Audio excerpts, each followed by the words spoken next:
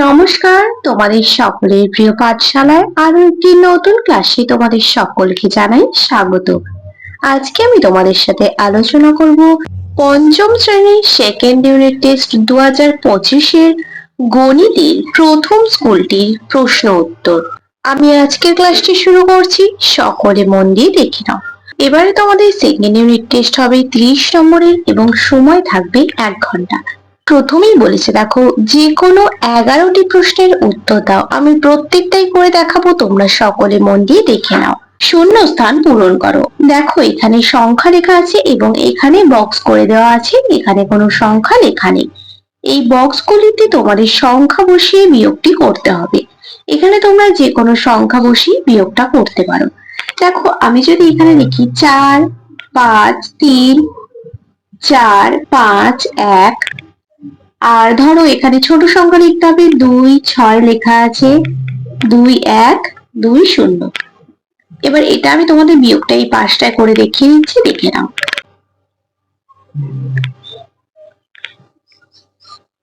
দেখো একের নিচে শূন্য আছে, তাই কি হবে, একটা নেমে যাবে। 5 থেকে 2 বাদ দিলে কত থাকবে, 3। দেখো 2 এবার 3 4 5 3 গিটে হচ্ছে। 4 থেকে 1 বাদ দিলে থাকবে 3, একবার 2 3 4 3 গিটে হচ্ছে। 3 থেকে 2 বাদ দিলে থাকবে 1। দেখো 5টা তো 6 থেকে ছোট, 5টা তাহলে কত ধরবো, 15। 6 পর 7 8 9 10 11 12 13 14 15। 9 হাতে রইলে কত, 1 2 এর আগে 3 3 এর পর 4 1 গিটে, তাহলে বিয়োগফলটি কত হলো, 1,91,331। দেখো এরপর ক্ষয়ের অঙ্কটা বলেছি শূন্যস্থান পূরণ করো। লেখা আছে 11/12। এই অঙ্কটা আমরা কিভাবে করব, এই 11-র সঙ্গে যে সংখ্যাটি দিয়ে আমরা গুণ করব 12-র সঙ্গেও কিন্তু সেই সংখ্যাটি দিয়ে আমাদের গুণ করতে হবে। 11-র সাথে এখানে লেখা আছে 33, তাহলে 33 আমরা কিভাবে পাবো, 11-র সাথে 3 গুণ করে পাবো। তাহলে আমাদের 12-র সাথে 3 গুণ করতে হবে। 3 12 কত হয়ে যাবে, 36। এখানে লেখা আছে 60, 5 12 60, তাহলে উপরেরটার সাথে আমাদের 5 গুণ করতে হবে। 5 11 55। এখানে লেখা আছে 88, 8 11 88, তাহলে 8 12 কত হয়ে যাবে, 96। দেখো আমি পাশে এখানে ভালোভাবে লিখে দিচ্ছি, তোমরা বুঝতে পারবে কত কত নিলাম। 33/36 হলো সমান 55/60 হলো, আর কি হলো 88/96 হলো। আশা করছি তোমাদের বোঝাতে পারলাম। যদি তোমাদের কোনো সমস্যা থাকে তাহলে আমাকে অবশ্যই কিন্তু কমেন্টে জানাবে। গয়েরটা বলেছে লঘিষ্ঠ আকারে প্রকাশ করো, মানে ছোট করতে হবে। এই যে সংখ্যাটি আমরা দেখতে পাচ্ছি, লব এবং হরে যে সংখ্যাটি দেওয়া আছে, এটা আমাদের লঘিষ্ঠ আকারে প্রকাশ করতে হবে। এটা আমরা কিভাবে করব, কাটাকুটির মাধ্যমে করব। 120/144 লেখা আছে। দেখো আমি এটা খাতায় করে দেখিয়ে দিচ্ছি, তোমরা সকলে দেখে নাও। তাহলে দেখো এটা আমাদের লঘিষ্ঠ আকারে প্রকাশ করতে হবে। এটা আমরা কিভাবে করব, তোমরা এইভাবেও করতে পারো, 120/2 144/2 এইভাবে ভাগ করে করেও করতে পারো। আবার আমি যেভাবে দেখাচ্ছি দেখো কাটাকুটি করে, সেভাবেও করতে পারো। তোমরা সবসময় চেষ্টা করবে ছোট সংখ্যা দিয়ে কাটতে, তাহলে দেখবে তোমাদের সুবিধা হবে। 2 দিয়ে যদি এটাকে কাটা হয়, দেখো 7 দুগুণে 14, 2 দিয়ে 4, 12 আছে 6 2 12 0। আবার যদি 2 দিয়ে কাটা হয়, দেখো 2 দিয়ে কত যাবে, 7 আছে 3 দুগুণে 6 হবে, 6 পর 7, 1 আর 2 12, 6 দুগুণে 12, আবার 2 দিয়ে 3 দুগুণে 6 0। আবার এটা 3 দিয়ে যাবো, 3 1 3 3 দুগুণে 6, 3 10 30। আবার দেখো এটা 2 দিয়ে যাবে, 5 2 10, 6 2 12। আর 5 আর 6 কে যাচ্ছে না, তাহলে আমাদের লঘিষ্ঠ আকারের মানটা কত হলো, 5/6। এবার যদি তোমরা এইভাবে না পারো, কিভাবে করবে, 120/144 লিখলে, লেখার পর 120/2 করবে, 144/2 করবে। তাহলে এই দুটো ভাগ করে কত হচ্ছে, 60/2 হচ্ছে। আর 144/2 করে কত হচ্ছে, 172 হচ্ছে। তাহলে আবার 2 দিয়ে ভাগ করবো, তাই 2 লিখে দিলাম। আবার 60/2 করলে কত হবে, 30 হবে। এটা কত হবে, 36। আবার এখানে /2, এটাতেও /2 লিখবো। কত হবে এটা, দেখো 15 দুগুণে 30 হবে, আর এটা 15 দুগুণে 36। এটা এবার কত দিয়ে যাবে, 3 দিয়ে যাবে। 3 5 15, 3 6 18। দেখো 5/6 হলো, এখানেও 5/6 হলো। এটা আমি 3 দিয়ে কাটাকুটি করেছিলাম, 30/6টাকে এটা 2 দিয়ে করলাম, তাই এটা 15/18 বেরোলো, আর এখানে 10/12 বেরিয়েছিল। তোমরা এই দুটো নিয়মই করতে পারো। তাহলে লঘিষ্ঠ আকারে প্রকাশের মানটা কত বেরোলো, 5/6। এখানে আমি লিখে দিচ্ছি। 3/5 ও 4/25 এর মধ্যে কোনটি ছোট, এটা আমরা কিভাবে পাবো, আমি খাতায় করে দেখিয়ে দিচ্ছি, দেখে নাও। দেখো আমি লিখে নিয়েছি 3/5 আর 4/25। প্রথমে এই দুটি সংখ্যা আমরা লসাগু করবো, 5 আর 25। 5 দিয়ে যাবে 5 একে 5, 5 5 25। এবার এই দুটো গুণ হবে, 5 গুণ 5 সমান কি হলো গেল 25। এবার এই 25টা আমাদের করতে হবে। দেখো 3/5 লিখলাম, 3/5, 5 এর সাথে 5 গুণ করলে 25 হবে, 3 5 15, 5 5 25। নিচেরটার সাথেও 5 গুণ করলে কিন্তু উপরেরটার সাথেও 5 গুণ করতে হবে, এটা তোমাদের কিন্তু সবসময় মাথায় রাখতে হবে। এখানে আমাদের যেহেতু 25 বলেছে তাহলে আমাদের নিচেটা 25 করতে হবে, তাহলে যেহেতু নিচেটা আমরা 5 দিয়ে গুণ করছি তখন কিন্তু উপরটা আমাদের 5 দিয়ে গুণ করতে হবে। 4/25, এখানে তো 25ই আছে, তাহলে কি করবো, 25 1 কে 25, তাহলে 1 লিখে দেবো, 4 1 কে 4, 25 1 কে 25 পেয়ে গেলাম। তাহলে এটা বড় এটা ছোট, কোনটা ছোট পেলাম, 4/25টা। তাহলে দেখো বলেছিল এর মধ্যে কোনটা ছোট, 4/25, 4/25 ছোট। তারপরে ওয়ার অঙ্কটা বলেছে, দেখো যোগ করো 1/4 যোগ 1/8 যোগ 2/16। এটা আমি তোমাদের খাতায় করে দেখিয়ে দিচ্ছি, দেখে নাও। দেখো অঙ্কটা টুকে নিয়েছি, এবার কি করবো, এই তিনটে আমরা লসাগু করবো, 4 8 আর 16। 4 দিয়ে করবো, 4 1 4, 4 2 8, 4 4 16। আবার 2 দিয়ে করবো, দেখো তাহলে কত হবে, 4 2 8 আর 2 16। তাহলে এখানে লিখে দেবো 16। নিচে কত আছে 4, তাহলে এখানে 4 বাদ দেবো, তাহলে কত পড়ে থাকছে 2 2 4। তাহলে উপরেরটার সাথে 4 গুণ করবো, 1 গুণ 4 যোগ, নিচে আছে 8, 4 2 8 বাদ দেবো, 2 পড়ে থাকছে, 1 গুণ 2 লিখবো, যোগ 16 আছে আর 4 2 8 2 16 পুরোটাই হয়ে যাচ্ছে, তাহলে 2 গুণ 1 লিখে দেবো। এবার কত হচ্ছে দেখো, 4 1 4 যোগ 2 1 2 যোগ 2 1 2 2/16। 4 আর 2 6 আর 2 8, 8/16। দেখো 8/16 এটা আমরা কাটাকুটি করতে পারবো, 8 1 8, 8 2 16। কত বেরোচ্ছে, 1/2। কত সহজে অঙ্কটা পেরিয়ে গেল। তাহলে যোগফলটি কত লিখে দেবো, 1/2। একটা বলেছে চিত্রটির মধ্যে কটি ত্রিভুজ আছে তার সংখ্যাটি লেখো। দেখো প্রথম দেখো বড় একটি ত্রিভুজ, তারপরে মাঝে একটি ছোট ত্রিভুজ, দুটো হলো, এখানে একটি 3টে, এখানে একটি 4টে, এখানে একটি 5টা। তাহলে কটি ত্রিভুজ আছে, 5টি। একটা বলেছে 9/7 একটি ড্যাশ ভগ্নাংশ, 9/7 একটি অপ্রকৃত ভগ্নাংশ। বর্গীয় একটা আছে, দেখো 27/5 কে মিশ্র ভগ্নাংশে পরিণত করো। এটা আমরা কিভাবে করবো, দেখো 27/5 কে কিভাবে মিশ্র ভগ্নাংশে পরিণত করব, 27/5, 27 কে ভাগ করব, 5 5 5 25 হবে, 7 থেকে 5 বিয়োগ করলে কত হবে, 2। তাহলে মিশ্র ভগ্নাংশে পরিণত করতে বলেছে, কত হবে, 5 পূর্ণ 2/5 হবে। কত সহজেই আমরা অঙ্কটা করে ফেললাম। অঙ্কটা বলেছে, দেখো কোনো বর্গক্ষেত্রের পরিসীমা 40 মিটার হলে বাহু দৈর্ঘ্য কত। দেখো অঙ্কটা খাতায় করে দেখাচ্ছি। আমরা কি জানি, এখানে দেখো কি বলেছিল, পরিসীমা বলেছিল 40 মিটার। তাহলে এখানে আমরা লিখে নেব বর্গক্ষেত্রের পরিসীমা, বর্গক্ষেত্রের পরিসীমা 40 মিটার। আর কি বের করতে বলেছে, দেখো বাহুর দৈর্ঘ্য বের করতে বলেছে এখানে। আমরা কি জানি, বর্গক্ষেত্রের পরিসীমার সূত্র কি জানি, পরিসীমার সূত্র জানি 4 গুণ একটি বাহু। তাহলে এখানে তো পরিসীমা 40 মিটার বলে দিয়েছে পরিসীমা, তাহলে আমাদের কি বের করতে হবে, বাহু। তাহলে বাহু সমান কি লিখবো, পরিসীমা ভাগ 4 সমান 40 এর সাথে 4 ভাগ করলে কত হবে, 10। তাহলে বাহু কত পেয়ে গেলাম, 10 মিটার। তাহলে এখানে বাহুর দৈর্ঘ্য কত লিখে দেবো, 10 মিটার। আশা করছি তোমাদের অঙ্কটা বোঝাতে পারলাম। তারপর বলেছি একটি বর্গাকার মাটির পঞ্চম শ্রেণীর ছাত্রদের বর্গাকারে সাজানো হয়েছে, একটি সারিতে 12 জন ছাত্র দাঁড়িয়েছে, মোট ছাত্র সংখ্যা কত। দেখো তাহলে বলেছে বর্গাকার মাঠে, দেখো এটি একটি বর্গাকার মাঠ, তাহলে কি বলেছে, একটি সারিতে 12 জন দাঁড়িয়েছে, 12 জন দাঁড়িয়েছে, তাহলে এটা আমাদের কি বের করতে হবে, বলেছে মোট ছাত্র সংখ্যা কত। তাহলে এর ক্ষেত্রফল বের করব, ক্ষেত্রফলের সূত্র কি, ক্ষেত্রফলের সূত্র জানি বাহু গুণ বাহু, বাহু গুণ বাহু। তাহলে এখানে বাহু বলে দিয়েছিল 12, তাহলে কি হবে, 12 গুণ 12 সমান 144। মোট ছাত্র সংখ্যা কতজন হলো, 144 জন।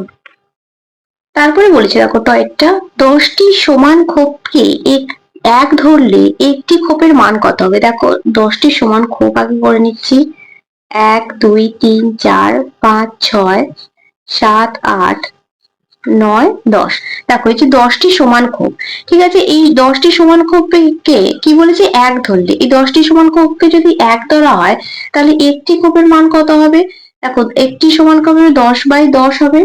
তাহলে 10/10 মানে একটি ধরলে বলেছে 10 ভাগের 1 ভাগ ধরতে হবে। এই যে একটির ভাগ হয়ে যাবে তাহলে কত, 1/10 অংশ, মানে 10 ভাগের 1 ভাগ। তাহলে দেখো এটা হয়ে গেল যে 10টি সমান ক্ষোভকে এক ধরলে একটি সমান ক্ষোভের মান হবে 10 ভাগের 1 ভাগ, মানে হয়ে গেল 1/10 অংশ। ছয়েরটা বলেছি 6.30 টাকা সমান ক টাকা কত পয়সা হবে, 6 টাকা 30 পয়সা হবে। দুইটা বলেছি যে কোনো 5টি প্রশ্নের উত্তর দাও, আমি প্রত্যেকটাই করে দেখাবো, মন দিয়ে দেখে নাও। কয়েকটা বলেছি সূক্ষ্মকোণ ও স্থূলকোণ কাকে বলে, এটা খাতায় করে রেখে দিচ্ছি, দেখে নাও। দেখো সূক্ষ্মকোণ, এক সমকোণ বা 90 ডিগ্রি অপেক্ষা ছোট কোণকে বলা হয় সূক্ষ্মকোণ। আর স্থূলকোণ হচ্ছে এক সমকোণ অপেক্ষা বড় কিন্তু দুই সমকোণ বা 180 ডিগ্রি থেকে ছোট কোণকে বলা হয় স্থূলকোণ। ভালোভাবে তোমরা এটা দেখে খাতায় লিখে নেবে এবং মুখস্থ করবে। তারপরে অঙ্কটা কি বলেছে দেখো, 293 ভাগ 1000 সমান কত? 1.003 কে সামান্য ভগ্নাংশে প্রকাশ করো। দেখো প্রথম এটা দেখাচ্ছি, 293 ভাগ 1000 সমান কত? 293 ভাগ 1000, মানে বাইরে দিয়ে লিখবো। দেখো কটা শূন্য আছে, একের পর 1 2 3টে শূন্য আছে, তার মানে তিনটের আগে দশমিক বসবে, 1 2 3, মানে 2 এর আগে দশমিক বসবে, এটা হবে। আর বলেছে 1.003 কে সামান্য ভগ্নাংশে প্রকাশ করতে বলেছে, এটা কিভাবে করবো দেখো, 1003 দশমিকের পর কটা সংখ্যা আছে, তিনটে, তার মানে একের পাশে তিনটে সংখ্যা বসবে, কত হয়ে যাবে, 1000, 3/1000। কয়েকটা বলেছে বড় থেকে ছোট সাজাও, 0.273, 0.732, 0.372। এটা আমরা কিভাবে বড় থেকে ছোট সাজাবো, দেখো এখানে সব থেকে বড় সংখ্যা আমরা কি দেখতে পাচ্ছি, 732, এই সংখ্যাটি দেখতে পাচ্ছি। তাহলে এই সংখ্যাটি হবে প্রথম, 0.732, এটা হবে বড়। তারপর হবে 0.372, এটা হবে, তারপরে হবে 0.27। ঘরেরটা বলেছে সরল করো, এই সরলটা আমি তোমাদের খাতায় করে দেখিয়ে দিচ্ছি, দেখে নাও। দেখো 6 ভাগ তৃতীয় বন্ধনী 1 যোগ 4 ভাগ দ্বিতীয় বন্ধনী 1 যোগ 3 ভাগ প্রথম বন্ধনী 1 যোগ 4 ভাগ 2 প্রথম দ্বিতীয় তৃতীয় বন্ধনী ক্লোজ। এবার দেখো প্রথম আমরা কি প্রথম বন্ধনীর কাজ করব, কোন কাজটা আগে করব, ভাগের কাজটা আগে করব। যেমন লেখা আছে সেভাবে লিখেছি, প্রথম বন্ধনীর কাজ করেছি 1 যোগ, এটা ভাগ করে হয়ে যাবে 2। তারপরে দেখো এই প্রথম বন্ধনীর কাজটা করব, মানে যোগটা করব, যেমন লেখা ছিল লিখেছি, 1 যোগ 2 মানে 3 করেছি, দেখো হয়ে গেছে। এবার কি করব, এই 3 ভাগ 3টা করব। 6 ভাগ যেমন লেখা ছিল লিখেছি, 1 যোগ 3 আর 3 ভাগ করলে হয়ে যাবে 1। এবার কি করব, এই দুটো যোগ করব, 6 ভাগ 1 যোগ 4 ভাগ এই দুটো যোগ করলে হয়ে যাবে 2। এবার কি করব, 4 আর 2 ভাগটা করব, 6 ভাগ 1 যোগ 4 আর 2 ভাগ করলে যাবে 2। এবার কি করবো, এই দুটো যোগ করব, 6 ভাগ এই দুটো যোগ করলে হবে 3, 6 ভাগ 3 করলে যাবে 2। খুব সহজ আছে অঙ্কগুলি, তোমরা একটু ভালোভাবে মন নিয়ে করবে, দেখবে কত সহজেই তোমরা পেরে যাচ্ছ। তারপরে বড় অঙ্কটা করে দেখাচ্ছি, দেখে নাও। দেখো অঙ্কটা বলেছিল 3 পূর্ণ 5/24 বিয়োগ 1। প্রথমেই পূর্ণটা ভাঙবো, 3 24 কত হবে, 3 4 12, 2 হাত রইল 1, 3 4 1 7, 72, 72 আর 5 যোগ করলে কত হয়ে যাবে, 77। তাহলে 77/24 করবো বিয়োগ 1। লসাগু কত হবে, 24, 24 ওপরে আছে 77, 77 হবে, এদিকে গুণ হবে 24 আর 24, 77 আর 24 বিয়োগ করলে হবে 53, 53/24। এবার 53 আর 24 কে আমরা কি করব, পূর্ণ ভাঙবো। দেখো 24 দুগুণে 48, 53 থেকে 48 বিয়োগ করেছি, কত হয়েছে 5। তাহলে এটা কত হয়ে যাবে, 2 পূর্ণ 5/24। তারপরে ছয়ের প্রশ্নটি বলেছে দেখো সরল করো। প্রথম বন্ধনীর মধ্যে লেখা আছে 1/7 যোগ 5/7 বিয়োগ, আবার প্রথম বন্ধনীর মধ্যে লেখা আছে 1/5 যোগ 2/5। এই সরলটা তোমাদের খাতায় করে দেখিয়ে দিচ্ছি, দেখে নাও। দেখো করেছি 1/7 যোগ 5/7 বিয়োগ 1/5 যোগ 2/5। প্রথমে এই দুটো যোগ করেছি, 5 আর 1 যোগ করলে হবে 6, 6/7 বিয়োগ এই দুটো যোগ করেছি, 2 আর একে 3 আর নিচে 5 লিখে দিয়েছি 3/5। 6/7 বিয়োগ 3/5।